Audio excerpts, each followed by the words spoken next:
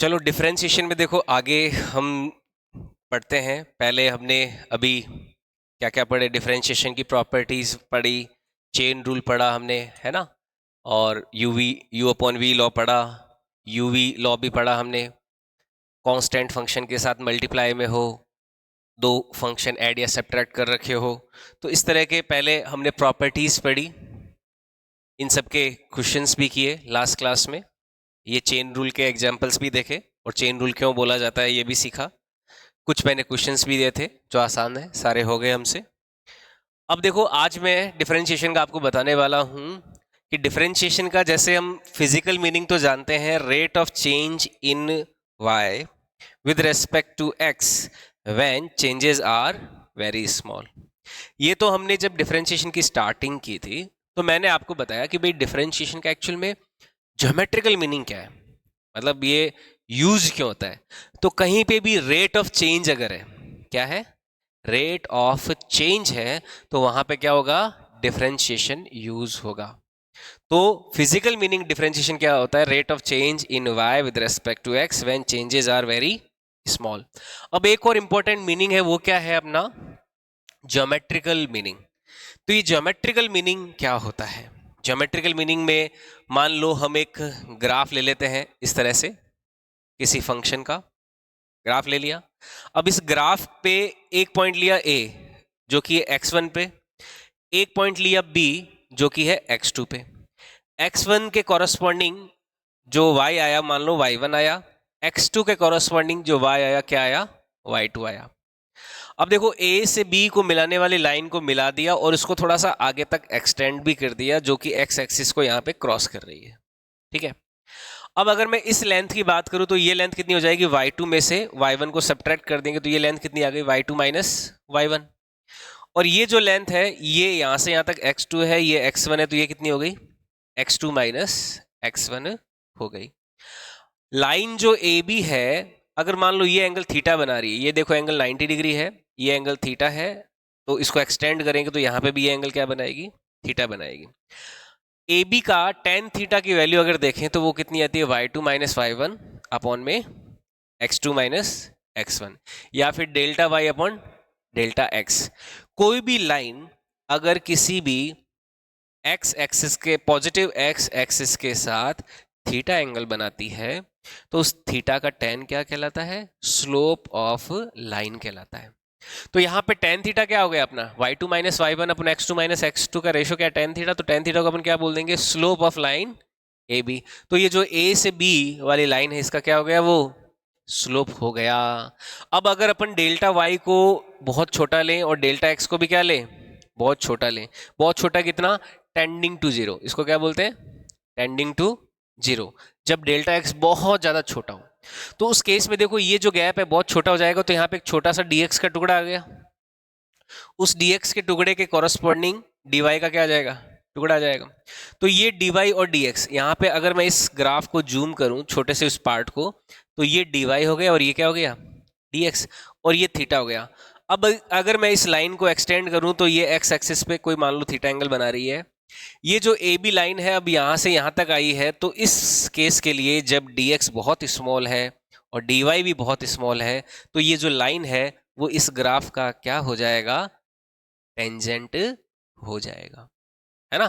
पहले तो ये ग्राफ को कट कर रही थी, लेकिन dx और dy के बहुत छोटे होने पर वो अब क्या हो जाएगी, टच करते हुए निकलेगी इस ग्राफ को, है ना। तो अब जो टेन थीटा जो कि dy अपॉन dx वो क्या हो गया, स्लोप ऑफ टेंजेंट। टेंजेंट क्या होता है, एक ऐसी लाइन जो किसी कर्व को टच करते हुए गुजरती है ना। ऐसी लाइन जो किसी ग्राफ को टच करते हुए गुजरती है वो क्या कहलाती है, टेंजेंट कहलाती है। तो हमारा अब जो टेन थीटा आ रहा है वो किसका आ रहा है, इस कर्व पे के ऊपर जो टेंजेंट है उस टेंजेंट का स्लोप आ रहा है। तो dy अपॉन dx क्या हो गया, slope of tangent on curve of a function. तो यहाँ पे ज्योमेट्रिकल मीनिंग क्या आ जाता है, dy upon dx indicates slope of A tangent at A given point on A curve. किसी कर्व के पॉइंट, किसी पॉइंट पे अगर हमें टेंजेंट का स्लोप निकालना है तो हम क्या करेंगे, वहां पे dy अपॉन dx निकाल लेंगे। समझ में आई बात। तो इसको फटाफट नोट कर लो, फिर आगे बढ़ते हैं।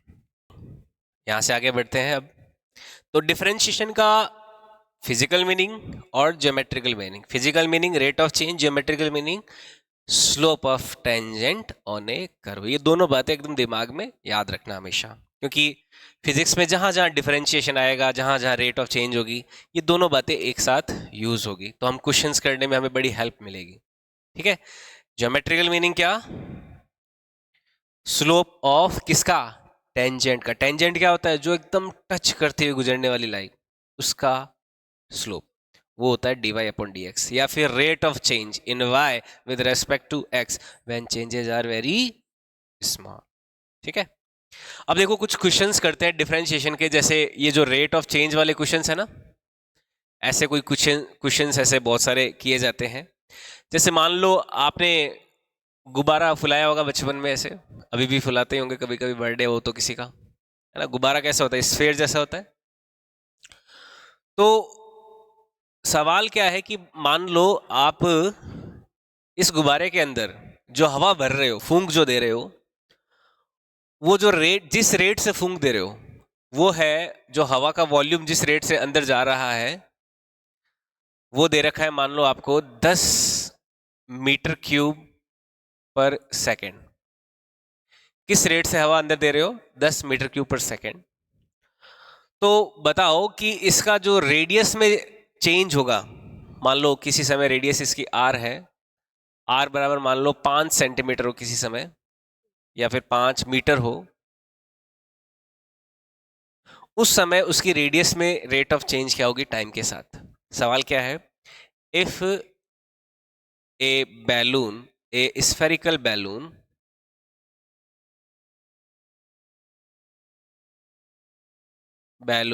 is given air with rate 10 meter cube per second, then find out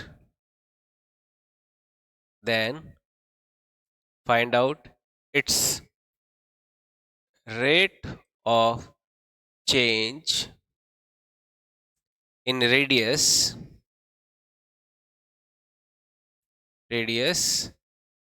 when radius is equal to कितना? 5 मीटर। उस समय इसकी रेडियस में रेट ऑफ चेंज क्या होगी जब इसकी रेडियस कितनी है? 5 मीटर है। तो ये सवाल है। देखो ये सवाल कैसे किए जाते हैं, ऐसे आपको ये कौन सा दे रखा है?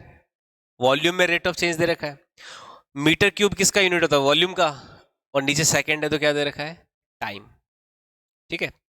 तो हमें एक्चुअल में दे क्या रखा है, इसको सॉल्यूशन को ध्यान से समझना। हमें rate of change in volume दे रखा है। क्या दे रखा है हमें? Rate of change in volume. तो rate of change in volume को अपन क्या लिख सकते हैं? डीवी अपॉन डी लिख सकते हैं।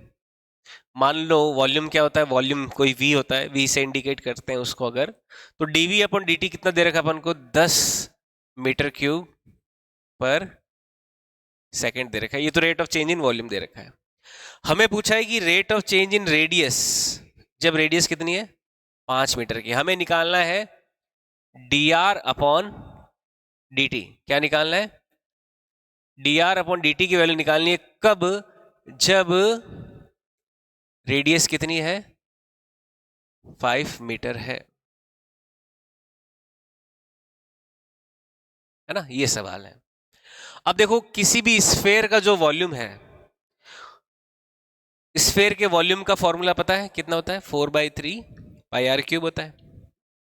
वॉल्यूम ऑफ स्फेयर क्या होता है? वॉल्यूम ऑफ स्फेयर, कोई आर रेडियस का स्फेयर है तो उसका वॉल्यूम कितना होता है? v is equal to 4/3 pi r cube. ये वॉल्यूम का फॉर्मूला होता है। कोई भी स्फेयर जो होता है उसका वॉल्यूम दिया जाता है 4/3 पाई आर क्यूब से। अब हम क्या करते हैं, देखो इसका डिफरेंशिएशन कर देते हैं। किसके साथ? क्योंकि यहां पे रेट ऑफ चेंज किसकी है? वॉल्यूम की टाइम के साथ है, और रेडियस की टाइम के साथ क्या निकालनी है? रेट ऑफ चेंज निकालनी है।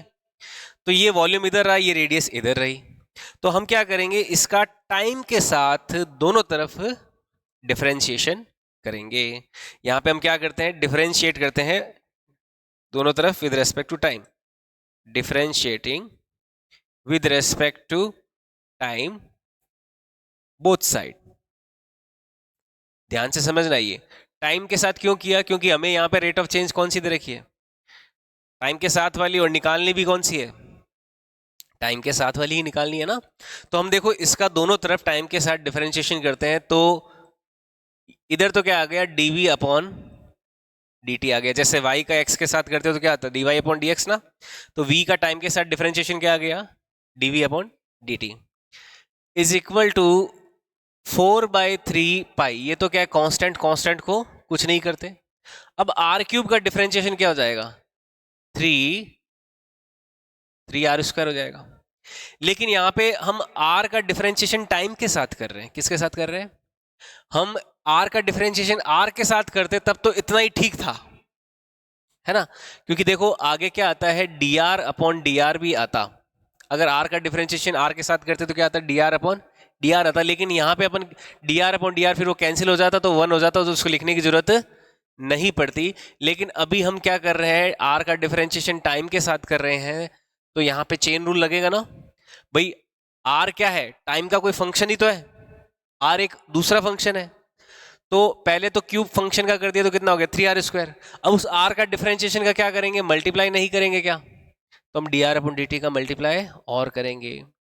ये किसकी वजह से हुआ है, चेन रूल की वजह से। चेन रूल में क्या होता है, पहले तो क्यूब फंक्शन है, अब उसको भी बाहर निकाल के किसके साथ कर दिया, dr अपॉन dt के साथ एक बार और करना पड़ेगा। अगर मान लो मैं r का r के साथ ही करता तब तो dr से कैंसिल हो जाता, फिर वो क्या हो जाता, 1। लेकिन अभी हम डिफरेंशिएशन किसके साथ कर रहे हैं, टाइम के साथ कर रहे हैं। तो टाइम के साथ कर रहे हैं तो 3r² के बाद में हमें dr को एक बार और टाइम के साथ आगे चेन रूल के अकॉर्डिंग करना पड़ेगा और उसको मल्टीप्लाई करना पड़ेगा। तो dr अपॉन dt का मल्टीप्लाई किया, समझ में आई बात। तो यहां से देखो 3 से 3 कैंसिल, तो dv अपॉन dt की वैल्यू किसके बराबर आ गई, 4πr² dr अपॉन dt। ये रिलेशन समझ में आया यहां तक। अब देखो dv अपॉन dt कितना दिया हुआ है अपन को, 10। dv अपॉन dt कितना दिया हुआ है, 10 मीटर क्यूब पर सेकेंड। 4 पाई, r की वैल्यू कितनी लेनी है अपन को, 5 मीटर लेनी है उस समय, और dr अपॉन dt निकालना है ना। तो देखो 5 का स्क्वायर 25, 25 इंटू 4 कितना हो गया, 100। 100 पाई का इधर डिवाइड कर देते हैं, तो dr अपॉन dt की वैल्यू कितनी आ गई, 10 डिवाइडेड बाय 100 पाई। तो 10 से 10 कैंसिल हो जाएगा, तो कितना हो जाएगा, 1 अपॉन 10 पाई आ जाएगा। देखो यूनिट क्या होगी इसकी, ऊपर तो रेडियस है, रेडियस का यूनिट क्या होता है, मीटर, नीचे टाइम है, टाइम का यूनिट क्या हो जाएगा, सेकेंड। तो dr अपॉन dt यानी कि रेडियस में रेट ऑफ चेंज कितनी होगी, 1 अपॉन 10 पाई मीटर पर सेकेंड होगी। तो इस रेट से हमारी रेडियस क्या होगी, चेंज होगी। अगर आप किसी स्फेयर को, किसी बैलून को 10 मीटर क्यूब पर सेकेंड की रेट से हवा भर रहे हो, तो जब r 5 मीटर होगा उस समय उसकी रेडियस में रेट ऑफ चेंज कितनी होगी, 1 अपॉन 10 पाई मीटर पर सेकेंड होगी। समझ में आई बात। तो ये चीज ध्यान में रखो, इसे नोट कर लो, ठीक है। तो ये देखो रेट ऑफ चेंज के क्वेश्चन, और देखो क्वेश्चन देखते हैं। जैसे क्वेश्चन है, अपन देखो पानी में कोई पत्थर फेंकते हैं तो ऐसे सर्कल बनते हुए ऐसे स्प्रेड होता है ना, स्प्रेड होता है नहीं होता, ऐसे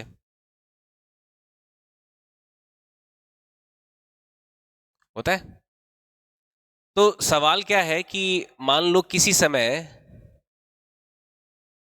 मान लो जहां पे हमने पानी में पत्थर फेंका था उससे ये जो रिंग बनी है जो फैल रही है ऐसे, उस रिंग का जो डिस्टेंस है वो कोई 10 मीटर है, यहां पर कितनी है, 10 मीटर है। और उस पॉइंट पे हमने यहां पे जब वेलोसिटी देखी इस पार्टिकल की, इस पार्टिकल की इस तरफ जो वेलोसिटी देखी वो कितनी है, 2 मीटर पर सेकेंड है, कितनी है, ठीक है। तो सवाल क्या है कि ये जो रिंग बनेगी, इस रिंग का जो एरिया है वो किस रेट से इंक्रीज हो रहा है ना? What is rate of, what is rate of area increasing with time, with time. इस केस में किस रेट से एरिया इंक्रीज हो रहा है? जब सेंटर से इस पॉइंट की डिस्टेंस कितनी है, 10 मीटर है, और वो पॉइंट किस वेलोसिटी से मूव कर रहा है, 2 मीटर पर सेकंड की वेलोसिटी से इस तरफ मूव कर रहा है। तो उस पर्टिकुलर मूवमेंट में उस पर्टिकुलर टाइम पे कितनी रेट है हमारे इस एरिया के इंक्रीज होने की? तो देखो ये सवाल कैसे करते हैं, ध्यान से समझना। ये क्या बनाएगा, एक सर्कल बनाएगा। सर्कल का एरिया और रेडियस में रिलेशन क्या होता है? एरिया बराबर क्या होता है सर्कल का रेडियस के साथ? पाई आर स्क्वायर होता है।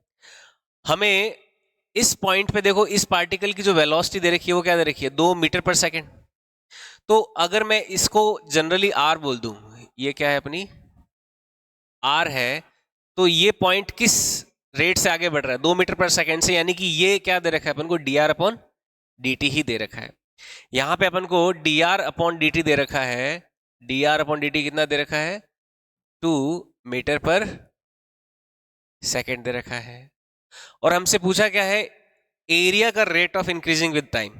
तो हमें क्या निकालना है, d a upon d T नहीं निकालना क्या? हमें क्या निकालना है, rate of increasing in area, यानी कि D a upon d T निकालना है। कब निकालना है? जब आर की वैल्यू कितनी है, 10 मीटर पर सेकेंड है, उस समय निकालना है। तो क्या इसका टाइम के साथ डिफरेंशिएशन नहीं करेंगे? करेंगे ना। तो क्या आएगा डिफरेंशिएशन करेंगे तो, d a upon d t equal to क्या हो जाएगा, पाई को कुछ नहीं किया, आर का डिफरेंशिएशन 2r, आर स्क्वायर का डिफरेंशिएशन, और चेन रूल है तो D r upon d T का मल्टीप्लाई भी होगा, क्योंकि 2r तो हो गया, फिर उस r को बाहर लाके टाइम के साथ एक बार और डिफरेंशिएशन करेंगे। तो d a upon d t की वैल्यू कितनी हो गई, 2 पाई आर डी आर अपॉन में डी टी हो गया, हो गया। अब देखो D a upon d T निकालना है, तो वैल्यूज रख देते हैं जो दे रखी है। D a upon d t की वैल्यू आ जाएगी twice of pi into r, r कितना 10 मीटर पे, into d r upon d t कितना 2 मीटर पर सेकेंड, तो ये हो गया 2। तो कितना हो जाएगा, 2 × 2 4, यानी कि 40 पाई, 40 पाई आ गया आंसर। यूनिट देखो क्या होगी, एरिया की यूनिट क्या होती है, मीटर स्क्वायर होती है ना। एरिया की यूनिट क्या होती है, मीटर स्क्वायर। या फिर ऐसे ले लो, देखो ये मीटर है, ये मीटर पर सेकेंड है, तो मीटर इंटू मीटर क्या हो गया, मीटर स्क्वायर, और नीचे क्या आ जाएगा, सेकेंड। तो क्या आंसर आ गया, 40 पाई मीटर स्क्वायर पर सेकेंड। ठीक है। तो ये जो दो क्वेश्चंस किए हैं, ये किसके क्वेश्चंस हैं, रेट ऑफ चेंज को समझने के हैं। तो डिफरेंशिएशन का यूज करके हम क्या निकाल सकते हैं, रेट ऑफ चेंज निकाल सकते हैं। ठीक है, इसको फटाफट नोट कर लो।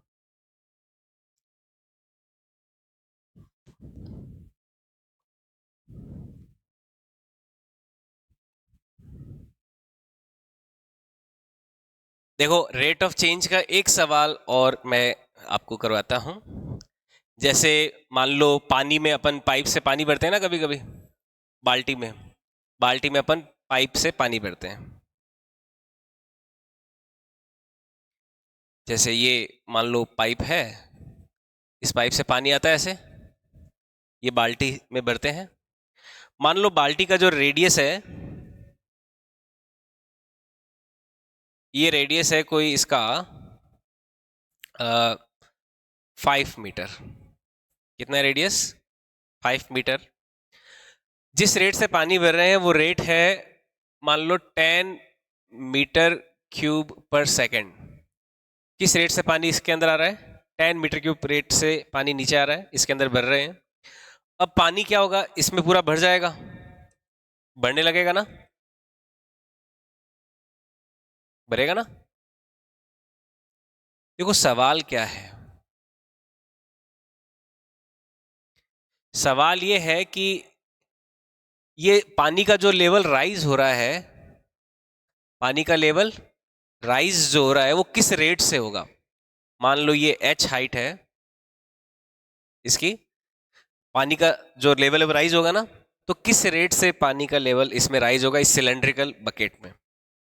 At what rate, at what rate level of water will rise in cylindrical bucket, at what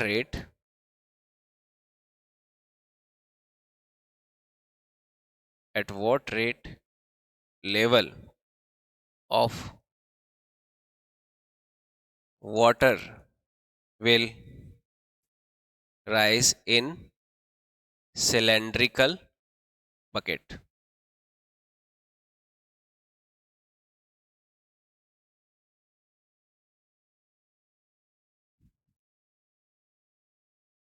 किस रेट से राइज करेगा, यानी कि हमें क्या पूछा है, dH अपॉन dt पूछा है ना।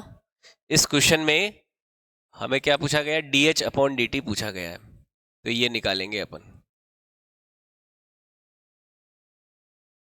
dH अपॉन dt पूछा गया है।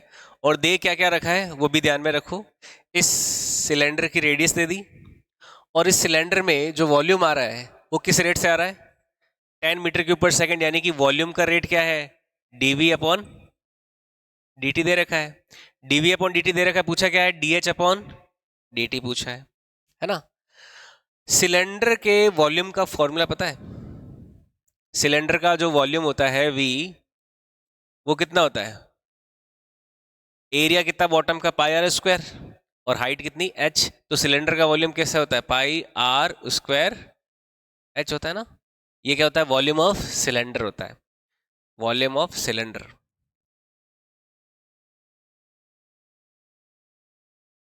ये इसका फॉर्मूला हो गया, v is equal to pi r square h। अब हमें dv अपॉन dt निकालना है, तो देखो दोनों तरफ डिफरेंशिएशन किया तो dv अपॉन dt की वैल्यू कितनी हो जाएगी, पाई को कुछ नहीं किया। देखो आर स्क्वायर जो है ना, इस बार उसका डिफरेंशिएशन नहीं करेंगे। क्यों नहीं करेंगे, क्योंकि ये जब प्रोसेस पूरा हो रहा है तो क्या रेडियस कांस्टेंट नहीं रहेगी, क्या रेडियस इस बार वेरिएबल है या कांस्टेंट है, कांस्टेंट है ना। गुब्बारा जब फुला रहे थे तब तो रेडियस क्या थी, वेरिएबल थी।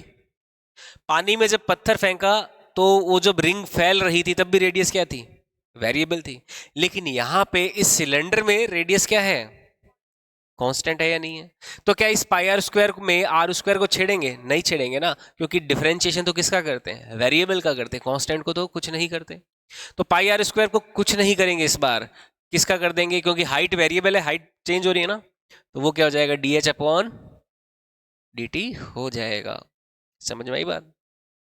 अब देखो dv अपॉन dt का वैल्यू हमें दे रखा है 10, 10 equal to pi into r कितना है, 5 का स्क्वायर, तो dh अपॉन dt आ जाएगा।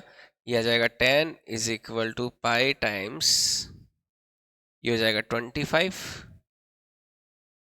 dh upon dt। यहां से dh अपॉन dt की वैल्यू आ जाएगी इज इक्वल हो जाएगा 10 अपॉन 25 पाई, 5 के पहाड़े से 5 दूनी 10, 5 चूस 25, तो D h upon d t की वैल्यू आ गई 2 अपॉन 5 पाई। कितना आ गया, 2 अपॉन 5 पाई। यूनिट क्या हो जाएगी, देखो हाइट की तो होती है मीटर, और टाइम की नीचे क्या हो जाएगी, सेकेंड। तो किस रेट से पानी का लेवल राइज करेगा, 2 अपॉन 5 पाई मीटर पर सेकेंड से राइज करेगा। समझ में आई बात है ना। पाई की वैल्यू रख सकते हो 3.14, तो उससे और भी आगे कैलकुलेट कर सकते हो, लेकिन जनरली इतने में भी आंसर हमारा आ जाता है। ठीक है, तो 2 अपॉन 5 पाई मीटर पर सेकेंड, इस रेट से पानी का लेवल क्या हो रहा है, इंक्रीज हो रहा है। समझ में आई बात, ठीक है, क्लियर। तो ये कुछ क्वेश्चन से 3 क्वेश्चंस मैंने कराए हैं रेट ऑफ चेंज, क्योंकि डिफरेंशिएशन का फिजिकल मीनिंग क्या है, रेट ऑफ चेंज। तो ये तीनों क्वेश्चन किसको समर्पित है, रेट ऑफ चेंज कैलकुलेट करने के लिए।